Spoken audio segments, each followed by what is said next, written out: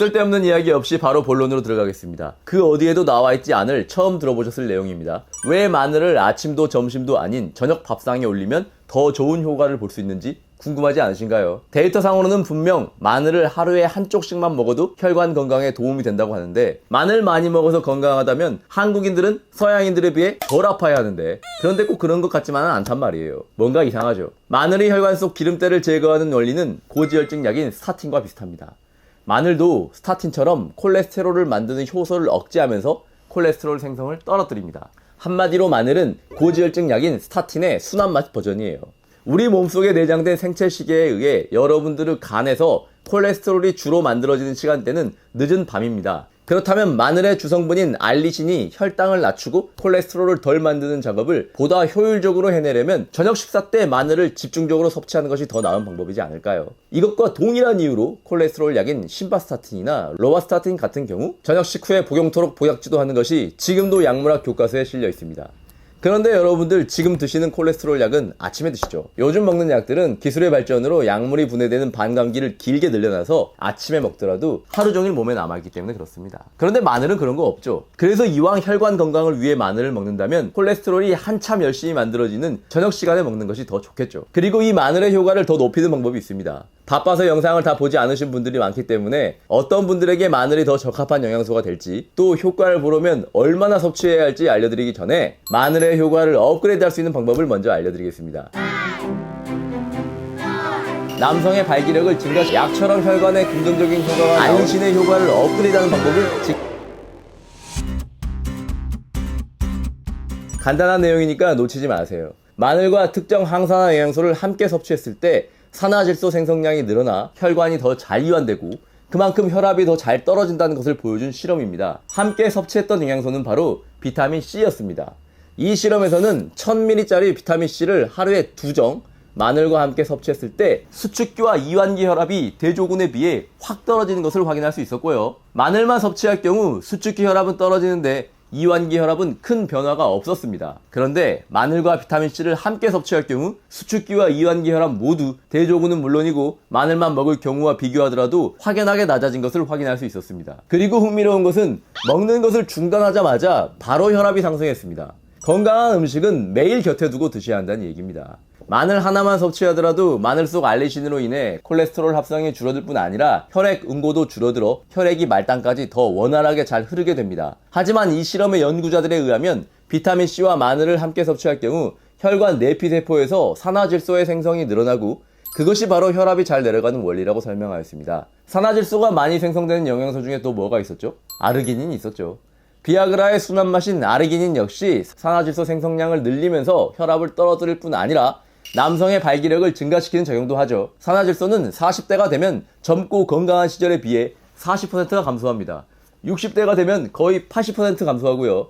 남자분들의 경우 나이를 먹음에 따라 뭔가 조금 부족한 것 같은 느낌이 드는 이유 중에 산화질소 생성이 줄어드는 것도 한몫을 합니다. 마늘은 산화질소를 만드는 원료인 아르기닌은 물론 산화질소를 합성하는 효소의 활성도 증가시켜 정력제로 활용되기도 합니다. 물론 마늘과 비타민C가 생성하는 산화질소가 비아그라처럼 강력한 효과를 발휘하는 것은 아닙니다. 하지만 혈관을 이완하는 원리가 비슷하기 때문에 꾸준히만 드신다면 긍정적인 효과를 보실 수 있으리라 봅니다. 하체로 내려가는 혈류량을 늘리고 스태미너를 좋게 만드는 마늘을 혈관 건강 이외에 부수적인 기능까지 얻으려면 역시 아침보다는 저녁 밥상에 올리는 게 맞겠죠. 스태미너를 주로 낮에 사용하시는 분들이라면 낮에도 많이 드시면 좋고요. 그렇다면 얼마나 섭취해야 할지도 알아볼까요? 이런 게 진짜 중요한 정보니까 잘 들어보세요. 메모장에 메모를 하셔도 좋습니다. 마늘을 섭취해서 약처럼 혈관에 긍정적인 효과가 나오는 용량은 이론상으로는 하루 4g입니다. 4g이면 한쪽에서 두 쪽이고요. 분말로는 300mg입니다. 혈압을 낮췄던 실험에서는 이 용량의 2배인 600mg을 비타민C와 함께 섭취했었습니다. 이렇게 섭취하자면 하루 4쪽이죠. 이 정도면 나도 해볼만 하겠다, 뭐 이런 생각 드시지 않으신가요? 이걸 보다 효율적으로 할 수 있는 방법도 알려드릴게요. 이렇게 자세하게 알려드리는데 여기까지 보시고도 아직 뒤로 가게 하지 않으신 분들이라면 좋아요 한번 눌러주시고요. 구독하지 않으신 분들이 있다면 구독하기도 누르시면 이 좋은 정보 놓치지 않고 보실 수 있습니다. 마늘을 드실 때 비타민C를 알약으로 섭취하지 않고 음식으로 함께 섭취하는 방법도 있겠죠. 물론 음식으로 비타민C를 2000mg 섭취하는 것은 거의 불가능합니다. 하지만 음식을 통해 들어온 비타민C는 용량은 더 적지만 약으로 들어온 비타민C보다 흡수율이 더 좋고 비타민C 이외의 항산화 성분들이 시너지 효과를 발휘할 수 있습니다. 마늘과 함께 저녁 식탁에 올릴 재료들 중에 비타민C가 풍부하며 궁합이 잘 맞는 음식으로는 고추가 있고요. 마늘과 고추 그리고 생강을 함께 복합적으로 섭취시켜 항산화 효과를 테스트한 실험이 있습니다. 치매 유발 물질인 베타 아밀로이드를 축적시킨 쥐에게 마늘과 고추, 생강 추출물을 먹인 다음 인지 능력이 향상되었고요. 낮을수록 좋은 염증 지표인 말론디 알데하이드 수치는 낮아지고 글루타치온을 비롯하여 항산화 효소들의 활성은 증가한다는 것을 확인할 수 있는 실험도 있었습니다. 물론 쥐를 대상으로 한 실험이라 사람에게도 똑같은 효과가 나온다고 장담할 수는 없습니다만 마늘, 생강, 고추 모두 구하기도 쉽고 건강한 음식들이잖아요.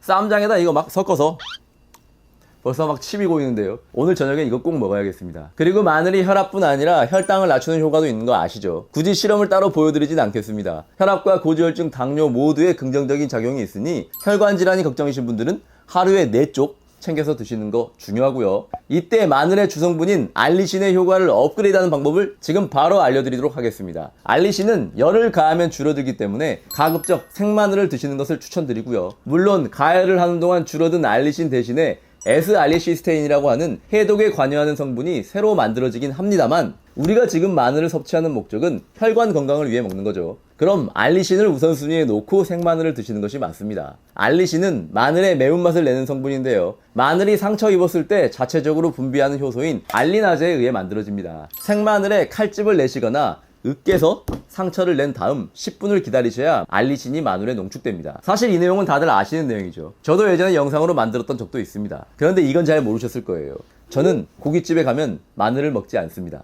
여러분들이 마늘을 가장 많이 섭취했을 때가 언제인지 기억나시나요? 고깃집에 가서 삼겹살 먹을 때나 생마늘을 먹지 평소에 따로 드시진 않는단 말이에요. 고깃집에서 반찬으로 나오는 마늘은 대부분 중국산입니다. 중국의 산둥성은 전 세계 마늘 점유율의 80%나 차지하는 세계 최대의 마늘 생산 수출 지역인데요. 이곳 마늘이 단가가 싼 이유는 죄수들을 이용해 인건비를 아끼기 때문이라고 합니다. 모든 죄수들이 하루에 20kg의 마늘을 의무적으로 까야 하고 마늘을 까다가 손이 헐어서 못 까게 되면 입으로 마늘을 깐다고 합니다. 세척을 잘하면 상관이 없을 것 같기도 합니다만 저는 남의 입에 들어갔던 마늘을 굳이 먹긴 싫습니다. 그래도 일단 알려는 드릴 테니 판단은 여러분들에게 맡기겠습니다. 저는 저 다큐멘터리를 본 이후로 고깃집에서 웬만하면 마늘을 먹지 않습니다. 더 궁금하신 분들은 넷플릭스 다큐멘터리 부페의 맛을 보시면 자세하게 나와 있습니다.